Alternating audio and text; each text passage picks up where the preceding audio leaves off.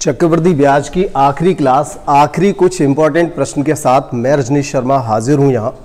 और मैं अभी आपको इस छठी क्लास में, इस चैप्टर की जो छठी क्लास में यहाँ पर ले रहा हूँ, इसमें मैंने मात्र 7 सवालों को रखा है, लेकिन बहुत ही अच्छे प्रश्न हैं, हमेशा पूछे जाने वाले प्रश्न हैं। तो इन क्लासेस को देखिए, और आप में से कोई भी ऐसा है जो इस क्लास में अभी पहला व्यक्ति है, नया है, तो वो चैनल को सब्सक्राइब भी करें, और साथ ही साथ इस वीडियो को ना देख करके इसकी जो स्टार्टिंग वाली वीडियोस हैं वहाँ से स्टार्ट करें, तो पूरा चैप्टर आपका बहुत अच्छे से हो जाएगा। और डेफिनेट यहाँ से जो भी प्रश्न पूछा जाएगा उस प्रश्न को आप बहुत अच्छे से कर पाएंगे, आसानी से कर पाएंगे। ठीक है, तो हम पहले प्रश्न को स्टार्ट करते हैं। यहाँ पर देखिए, हमारा पहला प्रश्न जो है, किस वार्षिक चक्रवृद्धि ब्याज की दर से 2 वर्ष में कोई धन स्वयं का 25/16 गुना हो जाता है। बात हो रही है चक्रवृद्धि ब्याज की। तो चक्रवृद्धि ब्याज के लिए हम क्या फॉर्मूला यूज करते हैं? A बराबर P 1 + R/100। यहां पावर में क्या रहता है? T आता है।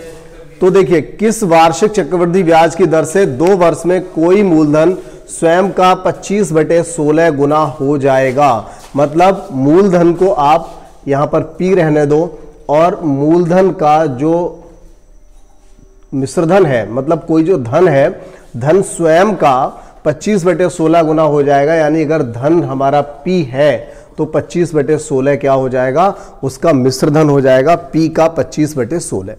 ठीक है, और यहां पर 1 + R की जगह हम क्या लगाएंगे? यही हमसे पूछा गया है, किस दर से। ठीक है, तो R यहां से हमें फाइंड करना है, और समय कितना है? 2 वर्ष। अब देखिए, P से P चला जाएगा। ये जो पावर 2 यहां पर दिखाई दे रही है, ये दूसरी साइड में अंडर रूट बन जाएगी। तो क्या होगा? यहां पर बचेगा 5/4। क्या बचेगा? 5/4। जब इधर जाके ये पावर जाएगी तो ये रूट के अंदर आ जाएंगे, और यहां बन जाएगा आपका 100 + R/100। अब देखिए, आप सीधा सीधा यहां से आंसर लिख सकते हो। मैंने आपको बताया था, आप चाहे तो क्रॉस मल्टीप्लाई करके लिख सकते हो, लेकिन उसमें आपको थोड़ा सा लिखना ही पड़ेगा। यहां पर आप कर सकते हो, 4 का अगर ये 25 गुना है तो 5 का ये 25 गुना होगा, मतलब 125 होगा। और इसे 125 बनाने के लिए R का मान क्या होना चाहिए? 25 होना चाहिए।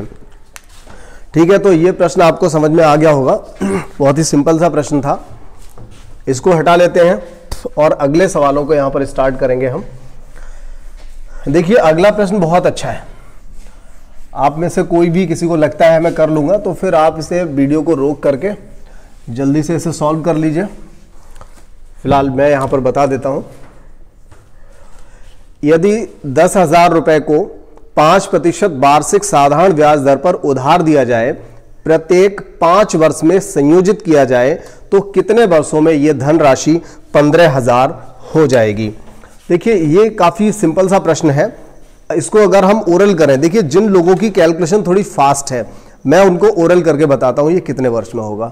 ठीक है, देखिए आप समझते रहिए मेरे साथ, मैं आपको बताता हूं। अगर आपकी कैलकुलेशन फास्ट है तो 10,000 रुपए 5% वार्षिक ब्याज दर से उधार दिया जाता है प्रत्येक 5 वर्ष में। पहले तो मैं इसका अर्थ समझा दूं क्या है।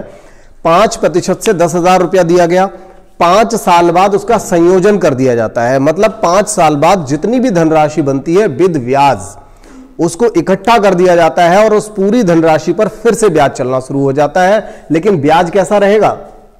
साधारण ब्याज रहेगा। लेकिन 5 साल बाद हम इसको चक्रवृद्धि ब्याज की तरह इसका संयोजन कर देंगे। ठीक है, यह मतलब है। कहने का मतलब हुआ 10,000 रुपए को 5% पर 5 साल के लिए हम साधारण ब्याज से देंगे, और देखेंगे कि 5 साल बाद कितना रुपया इकट्ठा हुआ, और जितना भी रुपया इकट्ठा होगा उस रुपए पर हम क्या करेंगे? फिर हम कुछ और समय के लिए साधारण ब्याज पर दे देंगे। फिर देखेंगे कि ये कितने वर्षों में 15,000 बन जाएगा। तो यहां पर आप सोचिए, 10,000 रुपये मैंने भाई स्टार्ट करा रहा हूं, जो मैंने आपको बोला था कि जिनकी कैलकुलेशन फास्ट है वो मेरे साथ ओरल कर सकते हैं। तो देखिए, 10,000 का 5% कितना हुआ? 500 रुपया। 5 सालों में कितना हो जाएगा? 2500 रुपया। 2500 हमने 10,000 में संयोजित कर दिया, कितना हो गया? 12,500। अब आपको 12,500 रुपया आपके पास है, 12,500 रुपया आपको ब्याज मिलेगा। अब इसे 15,000 बनाने के लिए ब्याज और कितना चाहिए? 2,500। ठीक है, अब 2,500 रुपया चाहिए आपको। कितने रुपए पर चाहिए? 12,500 पर। तो अब 12,500 का 5%, 12,500 का 5% कितना हुआ? कोई बताएगा? मतलब अब आपको ये करना है कि 2500 जो रुपया है ये आपको निकालना है। बिल्कुल ठीक है, 625 हुआ। फिर आपको देखना है कि 625 करके हम कितने वर्षों में हम क्या कर सकते हैं, 2500 रुपए इकट्ठा कर सकते हैं। तो 625 रुपए करके, या आप इसको मोटा सा एक हिसाब और लगा सकते थे कि जब 5% हो रहा है एक साल में तो 10% हो जाएगा 2 साल में, यानी 1250 हो जाएगा 2 साल में ब्याज 12,500 पे, तो फिर 2500 हो जाएगा 4 साल में। 5 साल पहले हो गए, 4 साल ये हो गए, 9 साल आंसर हो गया।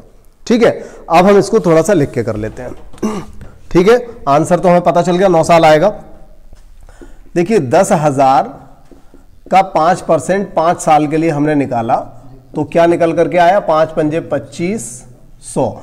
इसको हमने 10,000 के साथ ऐड कर दिया तो 12,000, बातें नहीं करो, 12,500 रुपया हुआ। और कितने वर्ष गुजर चुके हैं, 5 वर्ष। 12,500 हुआ। अब हमें क्या चाहिए, अब हमें 12,500 पर हमें क्या चाहिए, 2500 रुपया ब्याज चाहिए। क्योंकि 12,500 रुपया हो चुका है, हमें कितना बनाना है, 15,000 बनाना है, तो अभी 2,500 और ब्याज चाहिए। तो ये 2,500 ब्याज आपको चाहिए 12,500 पे। दर आपको पता है 5% है, समय का अभी पता नहीं है कितना समय ले लेंगे। 2 जीरो से 2 जीरो काट दीजिए। अब 125 दूनी यानी यहां पर 20 आ जाएगा, 5 से इसको काट देंगे तो 4 आ जाएगा। तो इस तरह से 4 वर्ष यहां से आ गया। तो 4 वर्ष में यह प्रक्रिया होगी 15,000 तक पहुंचने की। 5 वर्ष पहले हो चुके हैं, टोटल कितने वर्ष हो गए, 9 वर्ष हो गए। ठीक है, तो बात समझ में आ गई थी। ओरल वाली भी आई होगी, ये भी आ गई होगी। चलो अब ये ओरल पता कैसे हो गया, थोड़ी सी कैलकुलेशन आसान थी। यहाँ 10,000 की जगह कुछ बड़ी अजीब सी संख्या होती जिसको हम पॉइंट में कर रहे होते तो शायद दिक्कत रहती, नहीं आता। ठीक है, तो हर सवाल तो नहीं हो पाता है, लेकिन जिसमें कैलकुलेशन सिंपल है वो सवाल जरूर हो जाता है। चलिए अगला प्रश्न कर लेते हैं, इसको हटा लें। देखिए इसके बाद वाला जो प्रश्न है वो भी बहुत अच्छा है। नीरज आंसर आ गया तुम्हारा? नहीं, इस वाले का आंसर बहुत बढ़िया, गुड। ये देखो तीसरा सवाल है, कम से कम कितने वर्षों में। देखिए सवाल का क्या मतलब है जरा समझ लेते हैं, छोटा सा सवाल है, अच्छा बहुत है। कम से कम कितने वर्षों में 2600 रुपए का 6 सही 2/3% वार्षिक साधारण ब्याज की दर से ब्याज पूर्ण रुपए में होगा। कहने का मतलब क्या है इसका, ये कहना चाहता है 2600 रुपए का 6 सही 2/3% वार्षिक ब्याज दर से जब हम निकालेंगे तो 1 साल 2 साल 3 साल 4 साल ऐसे निकालते जाएंगे। तो उसका मतलब क्या है कि पहले साल जब हम निकालेंगे तो वो जो रुपया आएगा कुछ ना कुछ पॉइंट में आएगा। तो ये धनराशि कितने वर्षों में पूरे रुपए में हो जाएगी, पूर्ण रुपए में हो जाएगी। कहने का मतलब पॉइंट हट जाएगा, ये जानना चाहता है ये सवाल। तो कम से कम कितने वर्षों में। अब देखिए बात यहां पर की गई है साधारण ब्याज की, ठीक है। तो हम क्या करेंगे यहां पर, सबसे पहले तो हम सिर्फ ये निकालेंगे कि 2600 रुपया जो है इस रुपए पर 20/3% से ब्याज हुआ कितना। तो 2 जीरो से 2 जीरो काट देंगे, 26 दूनी 52, 520/3 हो गया। अब क्या करें, यहां से 1 साल का ब्याज निकल आएगा, फिर क्या करेंगे, इसके बाद क्या करेंगे भाई, कुछ भी नहीं करेंगे, कुछ भी नहीं करेंगे। आंसर आ गया हमारा। हमें पता है कि 520/3 को जब हम डिवाइड करेंगे तो ये डेफिनेट पॉइंट में आएगा, ठीक है। लेकिन अगर हम इसको 3 से गुणा कर दें तो ये पूर्ण रुपए में बन जाएगा। मतलब ये 1 साल का ब्याज था, इसका मतलब ये हुआ कि 3 साल का जो ब्याज हम निकालेंगे वो पूरे रुपए में हो जाएगा, ठीक है। बात आ गई समझ में, पहले भी आ गई थी, अभी आई है। चलो ठीक है, चौथा सवाल देख लेते हैं। एक नगर की जनसंख्या में सालाना 20% की वृद्धि होती है, तो बताओ नगर की जनसंख्या 2 वर्ष बाद कितनी हो जाएगी। बहुत ही अच्छा है, जबकि वर्तमान में कितनी है, 20,000 है, ठीक है। तो देखिए 20,000 जनसंख्या है, हर साल 20% बढ़ रही है, तो 20% लगा दीजिए। देखिए जनसंख्या जो बढ़ती है वो हमेशा चक्रवृद्धि ब्याज के हिसाब से ही बढ़ती है। जब सालाना कह देता है इसका मतलब है कि 1 साल में जितनी हो जाएगी उसके बाद जितने लोग होंगे उन सबका 20% फिर से बढ़ेगी, ठीक है। तो यहां से आप अपना आंसर निकाल दोगे, ये चारों जीरो कट जाएंगे तो 2 गुणा इन दोनों का 12 144 00, 2 से काटे, 2 से गुणा करेंगे, 2 चौका 8, 2 चौका 8, 2 ये देखिए 28,800 आपका आंसर हो जाएगा। शहर की जो जनसंख्या होगी वो 28,800 होगी। बात समझ में आ गई? चलिए ठीक है। अब इसके बाद हमारा जो अगला सवाल है वो क्या है कि एक मशीन है और इस मशीन के मूल्य में क्या दिया हुआ है, देखिए इसका वर्तमान मूल्य दे रखा है 64,800। यदि मशीन के मूल्य में 10% सालाना अवमूल्यन होता है तो सबसे पहली बात तो यही कि हमें अवमूल्यन को समझना है क्या होता है। इस तरह की दो लैंग्वेज दी जाती हैं, एक अवमूल्यन और एक होता है उन्मूल्यन। ठीक है, उन्मूल्यन शायद पूरा ही लिखा जाता है, उन्मूल्यन आधा ना रहता है, उन्मूल्यन। ठीक है, उन्मूल्यन होता है। तो यहां पर एक देखिए उन्मूल्यन जो होता है इसका मतलब होता है वृद्धि होना और अवमूल्यन का मतलब होता है कमी होना। ठीक है, ह्रास होना। तो उन्मूल्यन यानी कि बढ़ना, जैसे उन्नति होता है ना, उन्नति अवनति, वैसे बना हुआ। उन्नति यानी बढ़ना, अवनति यानी घटना। तो अब यानी कि अवमूल्यन हो रहा है, दैट इज कम हो रहा है, और उन्मूल्यन यानी कि बढ़ रहा है। चलिए, तो यहां पर क्या है कि 2 वर्ष पहले उसकी कीमत कितनी थी, तो इसका सीधा सा मतलब ये हो गया 2 साल पहले कितनी थी तो 10% घटा दो यहां से। ठीक है ना, सभी लोग ऐसे ही कर रहे होंगे, लेकिन ये तरीका गलत है। 10% घटा दो, लेकिन तरीका क्यों गलत है? क्योंकि एक मशीन का वर्तमान मूल्य 64,800 है वर्तमान में। इसका मतलब, और ये वर्तमान में तब है जब ये हर साल 10% घट रहा है। इसका मतलब 2 साल पहले तो ज्यादा होगा। तो फिर कैसे करेंगे? फिर हम ऐसे करेंगे, 10% बढ़ा देंगे यहां पे। क्यों भी ताहिर मियां?